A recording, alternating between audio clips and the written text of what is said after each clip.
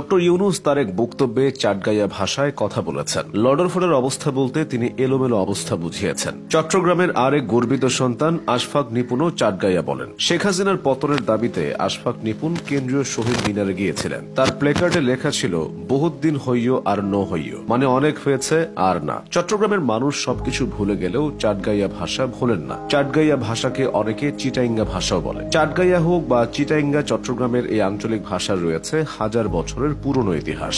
প্রচন্ড জটিল এই ভাষার সঙ্গে চট্টগ্রামের মানুষের আবেগ মিশে আছে। তবে খোদ চট্টগ্রামের অনেকেই চাটগাইয়া ভাষার ইতিহাস সম্পর্কে খুব একটা জানেন না। চাটগাইয়া ভাষার স্বতন্ত্র, উজ্জ্বল ও সমৃদ্ধ ইতিহাস সম্পর্কে জেনে নেওয়া যায়। ধারণা করা হয় চিটাইঙ্গা ভাষাটি বাংলা ভাষা থেকেও প্রাচীন। প্রায় 1.5 কোটি মানুষ চাটগাইয়া ভাষায় কথা বলে। রাঙামাটি, খাগড়াছড়ি ও বান্দরবানের প্রায় 45% মানুষ এই ভাষায় কথা বলে। কক্সবাজারের মানুষও চাটগাইয়া ভাষায় কথা বলে। প্রাচীন চট্টগ্রাম অঞ্চলের আনোয়ারার দেয়াং পাহাড়ে 8ম শতকের দিকে পণ্ডিত বিহার বিশ্ববিদ্যালয় প্রতিষ্ঠার পূর্বে প্রাচীন চিটাইঙ্গা ভাষার প্রচলন ছিল। তবে তার নিজস্ব নাম ও পরিচিতি ছিল না। প্রাচীনকালের ব্রাহ্মণরা ছিল সংস্কৃত ভাষী। সংস্কৃত ভাষী ব্রাহ্মণদের দৌরাত্ম্য থেকে সাধারণ মানুষের মুখের ভাষাকে রক্ষার জন্য গৌতম বুদ্ধ নিজেই আঞ্চলিক ভাষায় ত্রিপিটক রচনা করেছিলেন। ফলে বিহারের বৌদ্ধ পণ্ডিতগণ বিভিন্ন অঞ্চল থেকে আগত হলেও সাহিত্য চর্চায় তৎকালীন চট্টগ্রামের আঞ্চলিক ভাষাকে আদর্শ হিসেবে গ্রহণ করেছিল। তখন থেকেই সাধারণ মানুষের মাঝে চাটগাইয়া ভাষার বিস্তার লাভ হয়। 8ম শতকে পূর্ববঙ্গের চট্টগ্রামে পণ্ডিত বিহার বিশ্ববিদ্যালয় স্থাপিত হওয়ার পর থেকেই চিটাইঙ্গা ভাষায় বিভিন্ন সাহিত্য রচিত হতে থাকে।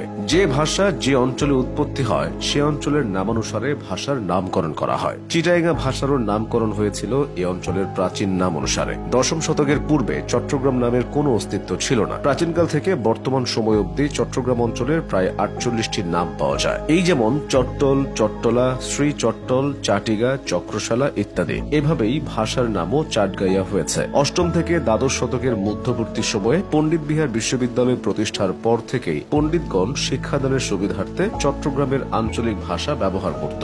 2020 সালে কানাডা ভিত্তিক ওয়েবসাইট ভিজুয়াল ক্যাপিটালিস্টে বিশ্বের সেরা 100টি কথ্য ভাষার তালিকা প্রকাশ করা হয়। সেই তালিকায় চাটগাইয়া ভাষা পৃথিবীর বৃহৎ ভাষাগুলোর মধ্যে 88তম স্থান দখল করেছে। বর্তমানে চাটগাইয়া ভাষায় কথা বলা মানুষের সংখ্যা আরও বেড়েছে। ধর্মভেদে চাটগাইয়ার কথ্যরূপে পার্থক্য দেখা যায়। চট্টগ্রামের মূল জনগোষ্ঠী মুসলমান। এর পাশাপাশি চট্টগ্রামে বসবাসরত হিন্দু ও বৌদ্ধ ধর্মীয়দের পরস্পরের ব্যবহৃত ভাষায় ভিন্নতা দেখা যায়। অন্যদিকে চট্টগ্রাম অঞ্চল দেশের ক্ষুদ্র নৃগোষ্ঠীদের বসবাসের অন্যতম স্থান হওয়ায় অন্যান্য ক্ষুদ্র নৃগোষ্ঠীয় ভাষার টানাপোড়েনে এই ভাষার উচ্চারণে ভিন্নতা লক্ষ্য করা যায়। অনেকে ঠাট্টা করে বলেন, বাংলা ভাষা আহত হয়েছে সিলেটে আর প্রাণ হারিয়েছে চট্টগ্রামে। চট্টগ্রামের মানুষের জন্য কথাটি এক অর্থে অপমানজনক। চট্টগ্রামের মানুষ বাংলায় যেমন কথা বলতে পারেন, ঠিক তেমনি তাদের মাতৃভাষা চাটগাইয়াতেও কথা বলেন। অর্থাৎ বাংলা বাংলার জায়গায় রয়েছে আর চাটগাইয়া চাটগাইয়ার জায়গায়। পৃথিবী থেকে 3000 ভাষা এখন বিলুপ্তির পথে। চট্টগ্রামের মানুষের অজ্ঞতা ও অবহেলার কারণে চাটগাইয়া ভাষাও